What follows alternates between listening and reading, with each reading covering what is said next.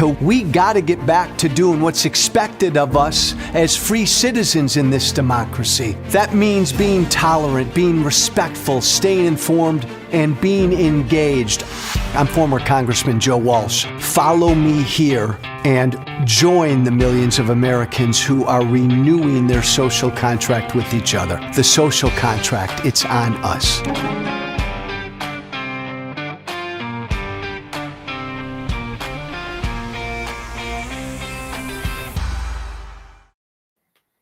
Hey, Tuesday, I suppose I have to establish this ground rule right at the start, so that you all can determine if you want to keep listening to this podcast every day. And as a reminder, every day and every week, what I'm doing with this podcast, The Social Contract with Joe Walsh, is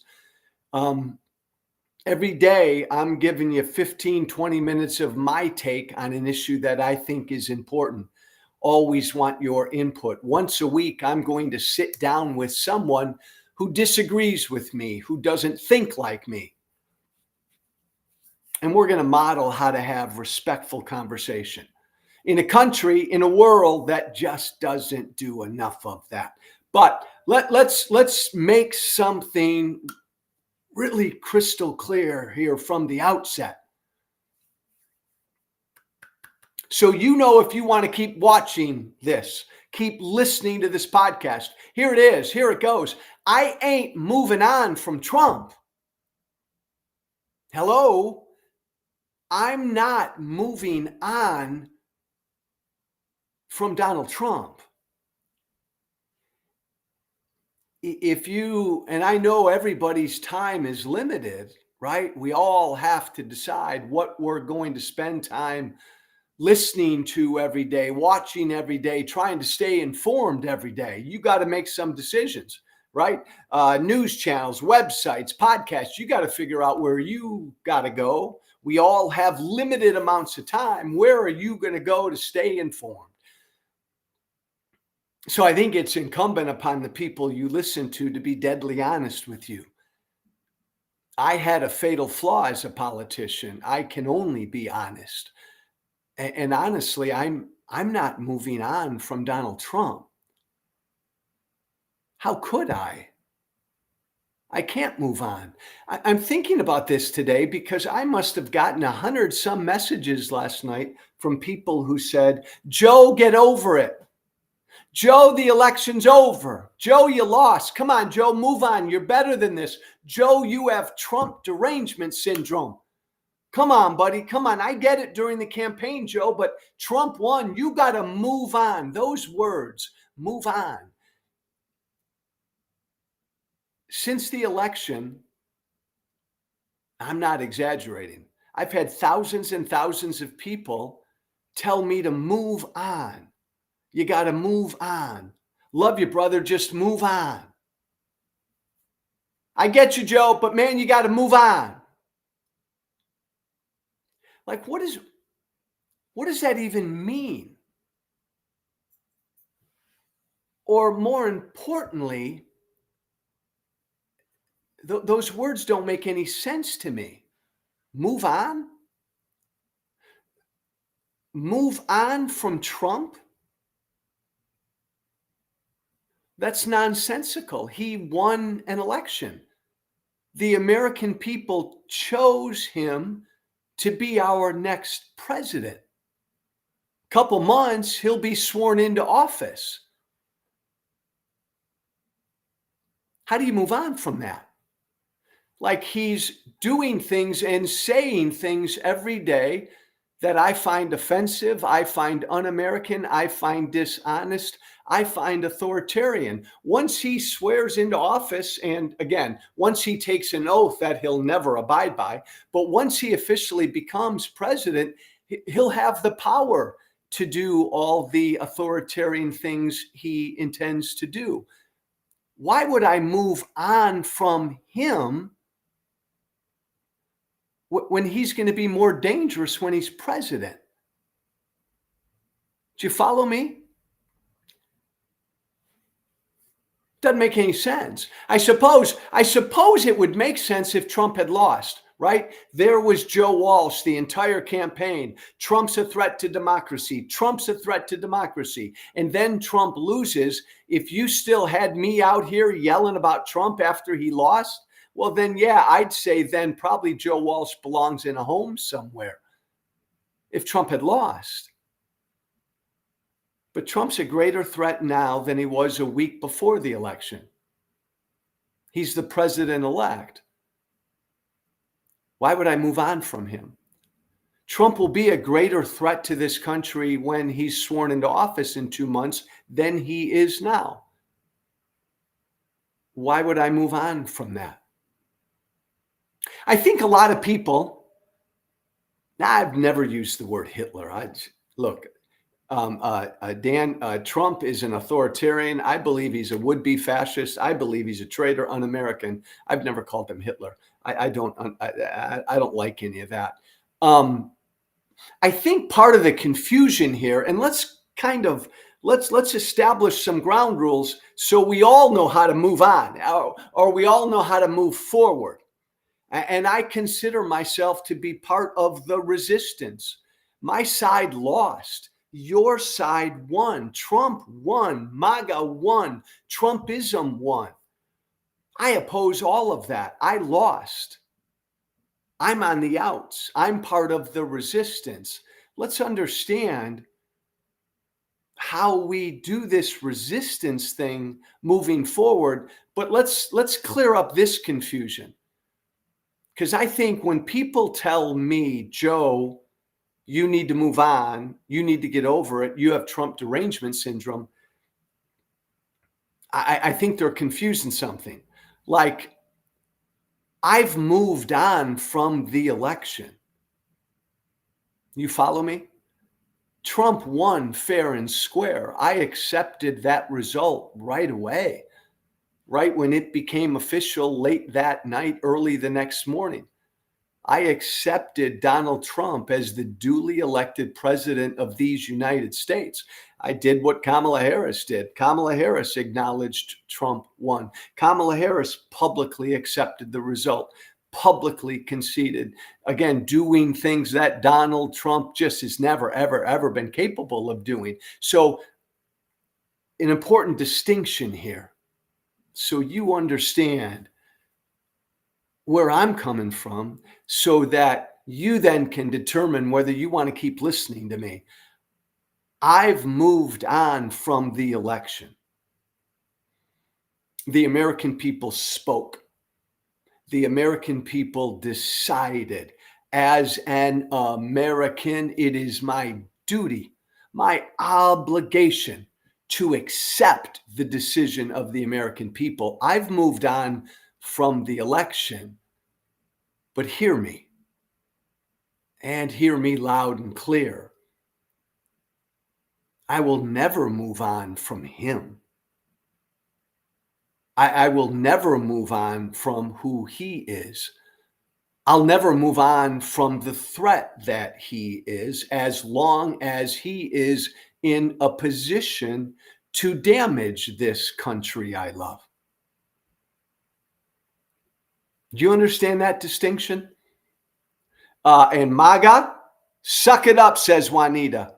I'm sucking it up. Juanita, I'm glad you're listening, but Juanita, you said right there, I'm a huge embarrassment to everybody, to my family and the world. Juanita, grow up, she says. You're a huge embarrassment. Juanita, again, two things. Why do you listen to me if I'm a huge embarrassment? Number one. Number two, tell me why I'm an embarrassment. Here on the Social Contract, we're all about conversations, Juanita. And a good way to start a conversation is to say, Joe, you're an embarrassment. Here's why. And then I've got something to respond to.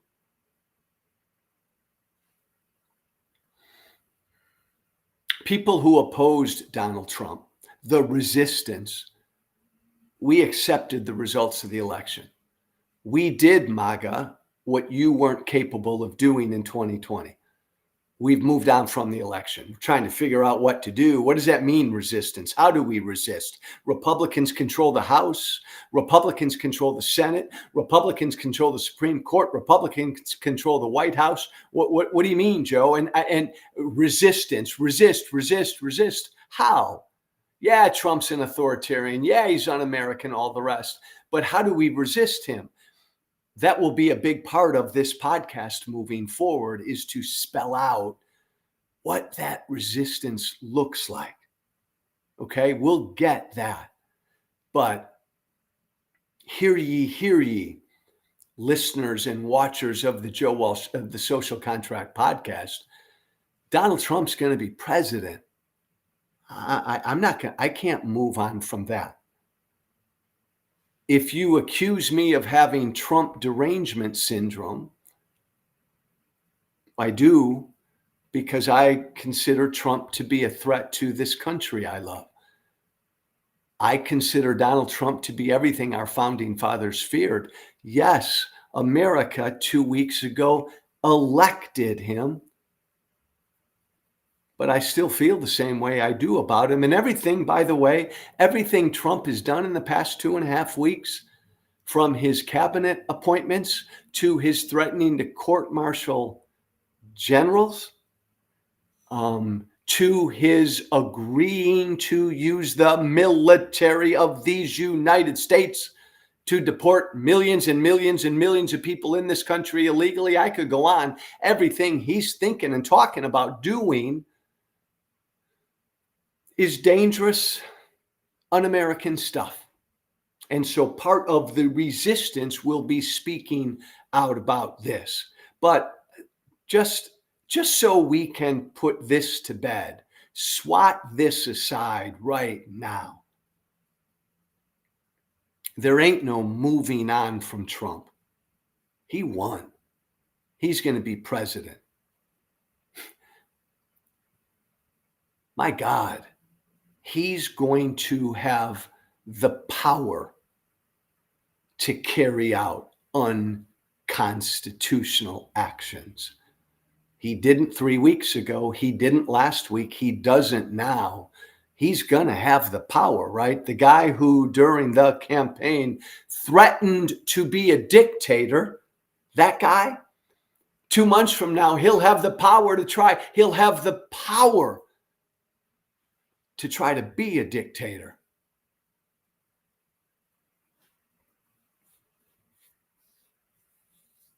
I was talking to a friend yesterday who said, part of the problem is that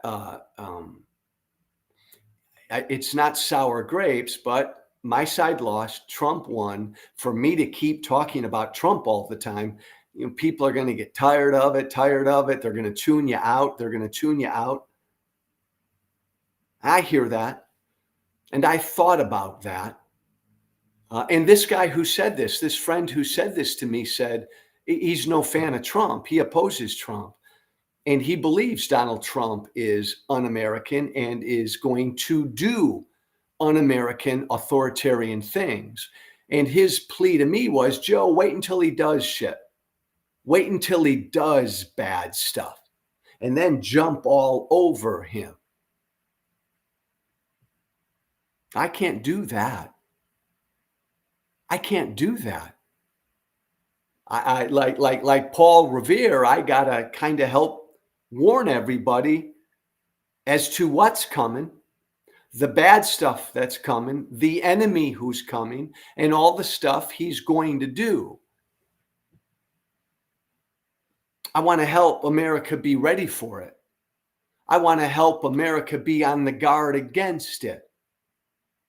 When he tries to throw his political opponents in jail, I want America to be ready for that. When he tries to take away the power of the United States Senate, I want America to be ready for that.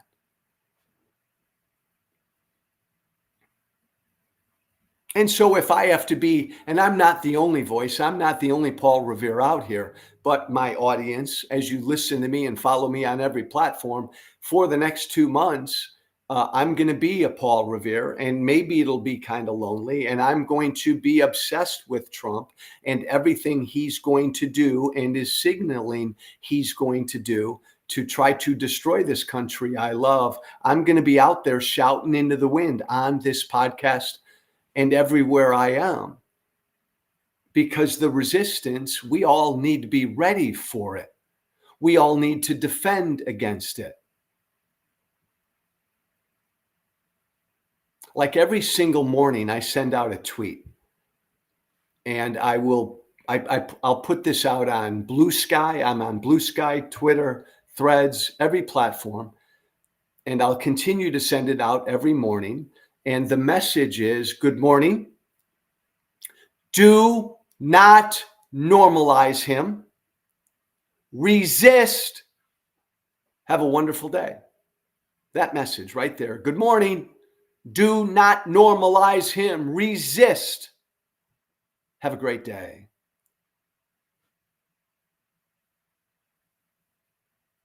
We normalized him during the campaign, and he got elected. As I said yesterday, once we normalize Trump, he's beaten us. Joe and Mika, you better still be listening. Joe Biden, you better still be listening. It's kind of like, again, right? Broken record. Why do I plea for Joe Biden and Kamala Harris not to go to his inauguration? I don't want Joe Biden and Kamala Harris to normalize him. There's enormous pressure on people to normalize him. The people telling me to move on, the people telling me to get over it, the people telling me to grow up. What they're really trying to do is they want all of us to normalize Trump. They want America to treat him just like we treat a normal American president. A president we agree with and we disagree with, that's it. Just like every other president before Donald Trump. This guy ain't like that. The pressure is, and there's huge pressure. I know that I've been kept off of TV plenty in the last number of months. And you heard me say this during the campaign, because I didn't want to go, I didn't want to go on CNN during the campaign, and I did, CNN or MSNBC, and talk about the horse race. Talk about how Trump's doing in the race. Who's up, who's down, how's he doing versus Kamala, all of this. I didn't want to normalize him. This is a guy who 3.5 years ago tried to overthrow an American election. I don't want to normalize that. He should not even be the Republican Party nominee. This is a guy who lies every time he opens his mouth, every single time. I do not want to normalize that. This is a guy who has pledged to be a fucking dictator. No American president has ever said that before until Trump. I don't want to normalize that. So CNN, MSNBC during the campaign, eventually they kind of slowly had me on TV less and less and less, because they wanted commentators who would talk about the horse race. Trump up, Trump down. I couldn't do that. Nope, the guy's a threat to my democracy. He believes he's above the law. He should not be the Republican Party nominee. That's what I wanted to say all the time. He tried to overthrow an American election. I'm the same way now. I refuse to treat Donald Trump does not deserve. It's a better way to put it. Takes it off of me. Trump doesn't deserve to be treated like a normal American president. Fuck that. No, he doesn't. Oh, God, no. Again, we accept the result. He is going to be an American president. He won fair and square. But he doesn't deserve to be treated like a normal president. The hate, the ugliness, the bigotry, the racist, xenophobic lies that spew out of his mouth, that spewed out of his mouth every day of that campaign. They're eating cats and dogs. That guy doesn't deserve to be treated normally. The guy who stood in front of the American people every day during the campaign and said, if I lose, I'm not going to accept the result. Hello? What other American president, what other candidate for president has ever done that or said that? He did. That guy who said, I will never accept the result of an election that I lose, that coward doesn't deserve to be treated normally.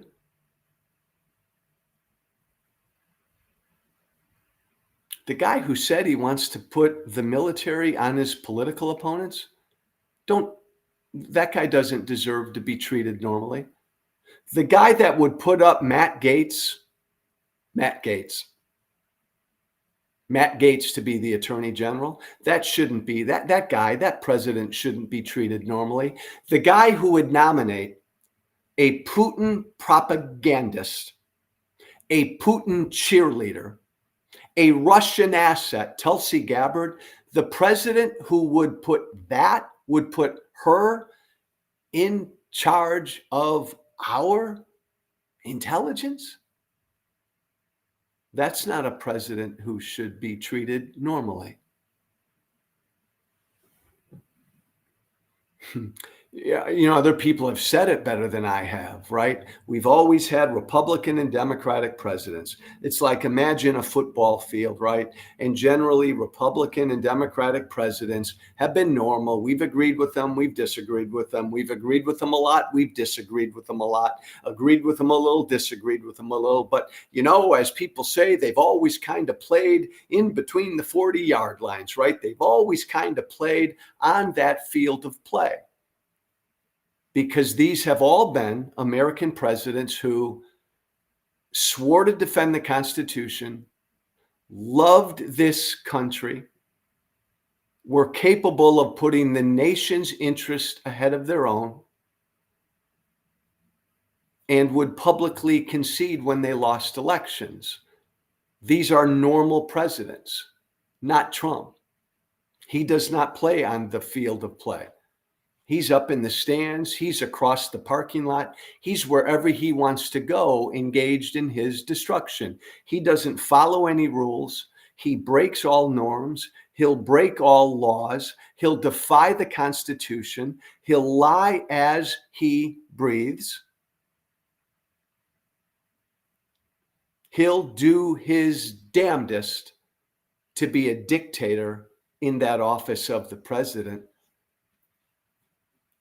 We've never seen that before. It's not good. What that is not America.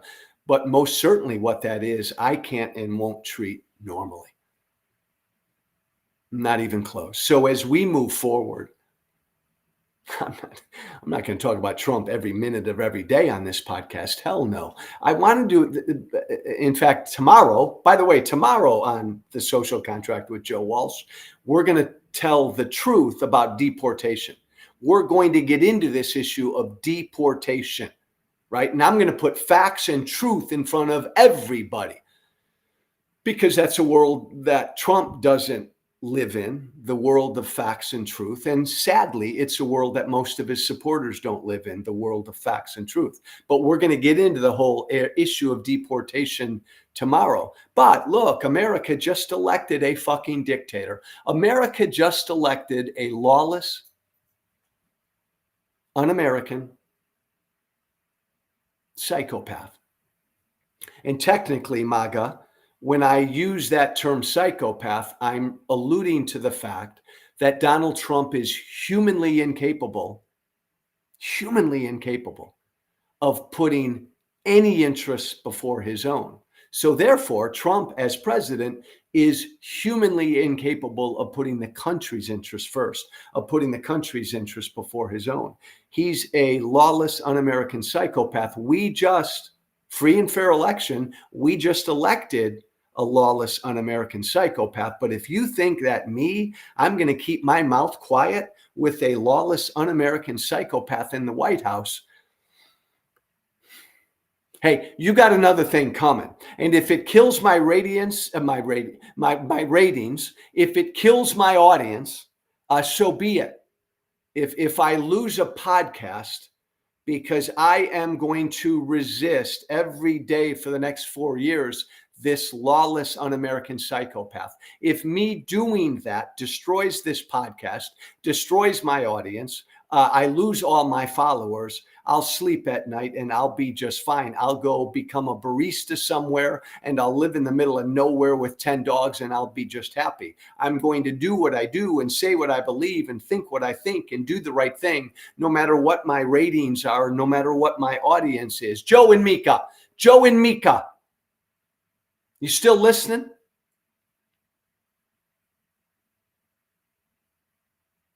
As we move forward, hello, TikTok. As we move forward, we will clarify what this thing called resistance is. And those of us who are in the resistance to Trump and Trumpism, it's not resistance to the election, it's resistance to Donald Trump and Trumpism. We are going to, as we move forward, get into specific ways that we can and will resist as best as we can. On the outside, defending this country and defending our democracy these next 4 years. I won't be the only one, but I will go to my grave resisting what America just elected. And this place here, the social contract with Joe Walsh, going to be a big home, a big platform for the resistance. Part of the resistance is being informed, right? Part of our responsibility as an American citizen is to stay informed, to ignore the bullshit, to ignore the lies, to ignore the disinformation, all the misinformation that's out there, and to be informed, staying informed. Man, that's part of our weaponry as the resistance, the facts and the truth. And the other part of the resistance is to engage, to participate. And that's a big part of our responsibility as American citizens. That's a big part of the social contract. Sure, vote, but vote, protest, engage in civil disobedience, bring attention to wrongdoing. Good trouble. That's a big part of what we're going to have to do these next 4 years. I'm going to stop there. You get my drift.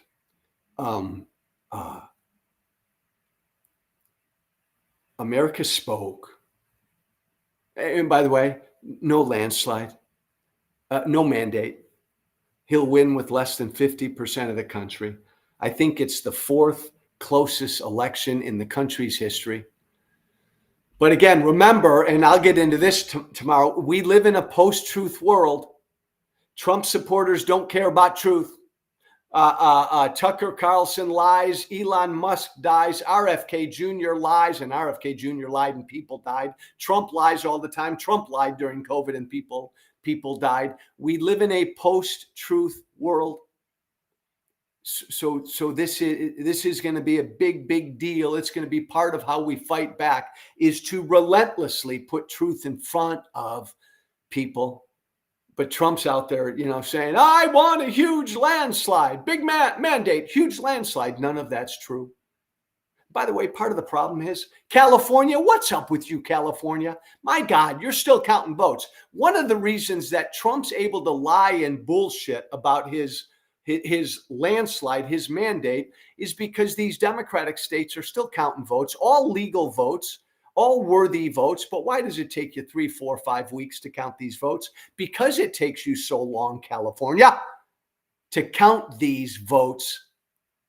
Trump's already established the lie. As all these votes come in, Trump's lead shrinks. But Trump's already established the landslide mandate lie. Man, California and all you other states still counting votes, figure that shit out. Thanks for listening. Joe Walsh, my email, whiteflag, joewalshwhiteflag@gmail.com. That's all one word. Joe Walsh, white flag, all one word, at Gmail. Shoot me an email about anything. Hope you're having a great week. Remember, do not normalize him. Resist. Have a wonderful day. We'll talk tomorrow. Be brave. Remember to listen, share, and follow The Social Contract with Joe Walsh on Apple Podcasts, Spotify, and everywhere great podcasts are found. And be sure to leave a 5-star review. This has been The Social Contract with Joe Walsh.